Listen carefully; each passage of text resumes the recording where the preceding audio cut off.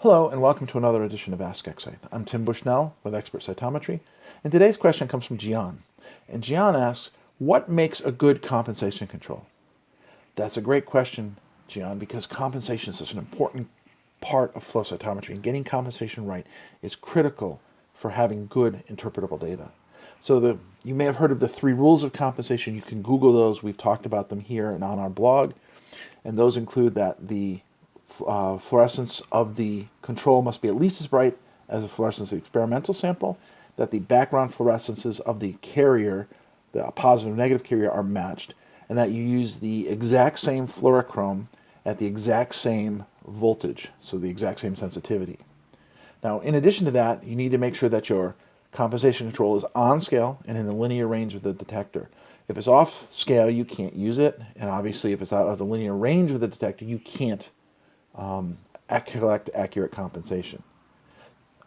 It's very important to use that same dye, especially if you're using tandem dyes.